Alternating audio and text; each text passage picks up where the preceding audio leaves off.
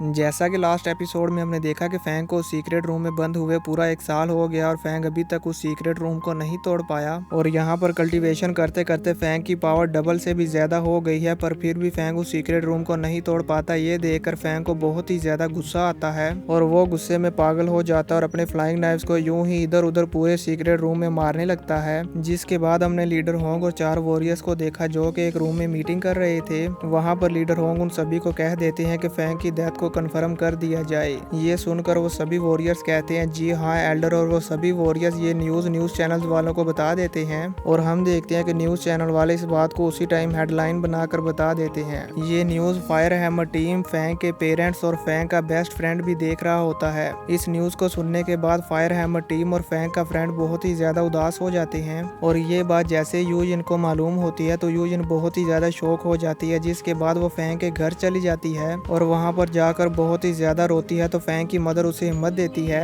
अब आगे episode start होता है और हम फैंग के विला को देखते हैं जहाँ पर बहुत ही जोरदार बारिश हो रही होती है। जिसके बाद हम देखते हैं कि फैंग की फैमिली डिनर करने के लिए बैठी होती है और वहाँ पर न्यूज़ भी चल रही होती है जिसमें वो फैंग के बारे में बता रहे थे। तभी वहाँ पर हुआ कि गर्लफ्रेंड भी आ जाती है और वो टीवी को बंद कर देती है। जिसके बाद वो देखती है कि फैंग की मदर बहुत ही ज्यादा उदास है और वो तो अपना खाना भी नहीं खा रही। फैंग के बारे में सुनने के बाद वो अंदर से पूरी तरह टूट चुकी हैं। व्यू चेंज होता है और हम जेल का व्यू देखते हैं जहाँ पर फैंग की न्यूज़ चल रही होती है और वहाँ पर बैठे सारे कैदी ये न्यूज़ देख रहे होते हैं। तो उनमें से एक कैदी ऐसा होता है जो इस न्यूज़ के बारे में सुनकर बहुत ही जोर जोर से हंसने लगता है। सभी कैदी पीछे मुड़ के उसकी तरफ देखते हैं कि इसे क्या हो गया और हम देखते हैं कि ये कैदी तो हाउ बाई होता है जिसे फैंग ने इस जेल में बंद करवाया था।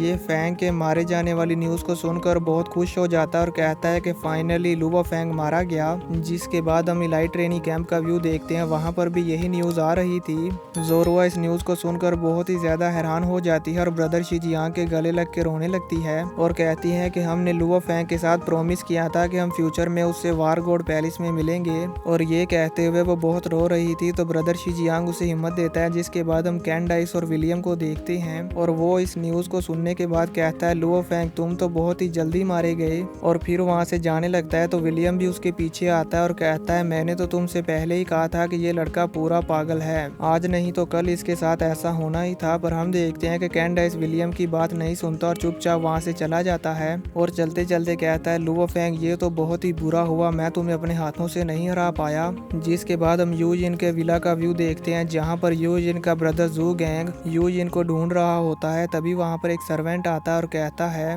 Young master. तो यूजिन का ब्रदर कहता है क्या तुमने उसे ढूंढ लिया? सर्वेंट कहता है young master, young miss Jiangnan bay city से बाहर चली गई है, क्या आप किसी को उसे वापस लाने के लिए भेजना चाहते हैं? वो इतना कह ही रहा होता है कि तभी वहाँ पर यूजिन का ग्रैंडफादर आ जाता है और कहता है कि उसका पीछा करो और उसे प्रोटेक्ट करो, पर उसे परेशान मत करना, वो खुद ही वापस आ जाएगी। ये सुनकर वो सर्वेंट हाँ में सिर हिलाता है और वहाँ से चला जाता है। जिसके बाद व्यू चेंज होता है और हम लिया के विला को देखते हैं जहाँ पर लिया और वैनिना भी फैंग की न्यूज़ ही देख रहे होते हैं और उस न्यूज़ को सुनने के बाद लिया बहुत ही खुश हो जाता है और कहता है कि आज मैं वाकई बहुत ज्यादा खुश हूँ, लुओ फैंग फाइनली मारा गया, पर मुझे इस बात का अफसोस है कि मैं उसे अपने हाथों से नहीं मार पाया। ये सुनकर वैनिना कहती है लिया क्या तुम भूल गए कि उसके रिलेटिव्स भी हैं? उस लुओ फैंग ने हमारे बेटे को मारने की हिम्मत की, हम उसकी फैमिली को डिस्ट्रॉय कर देंगे। ये सुनकर लिया कहता है कि हाँ तुमने सही कहा, लुओ फैंग अब मर गया है और अब उसकी फैमिली लुओ फैंग की आइडेंटिटी और उसकी प्रोटेक्शन को ज्यादा देर तक इस्तेमाल नहीं कर पाएंगे, इसलिए अब हमारे पास बहुत सारे रास्ते हैं, हम उनको बहुत ही ज्यादा तकलीफ पहुंचाएंगे। मैं उनको इतना ज्यादा दर्द पहुंचाऊंगा कि वो खुद ही अपने आप को मार डालेंगे। जिसके बाद व्यू चेंज होता है और हम फैंग को देखते हैं जो अभी भी उसी सीक्रेट रूम में बंद होता है और यहाँ पर फैंग को इल्यूजन होने लगते हैं और उसे अपने ही जैसे बहुत सारे लुओ फैंग नजर आने लगते हैं, जिनमें से कुछ तो लुओ फैंग की हालत को देखकर उस पर हंस रहे थे और कुछ बहुत ही ज्यादा डरे हुए थे। और फिर वो पूरा रूम हिलने लगता है और वहाँ पर मौजूद जो पिलर्स थे वो फैंग पर अटैक करने लगते हैं और फैंग को मारने की कोशिश करते हैं। तो फैंग उनसे बचकर भागता है। इस सीक्रेट रूम में अकेले 1 साल रहने की वजह से फैंग बहुत ही ज्यादा डिप्रेस हो जाता है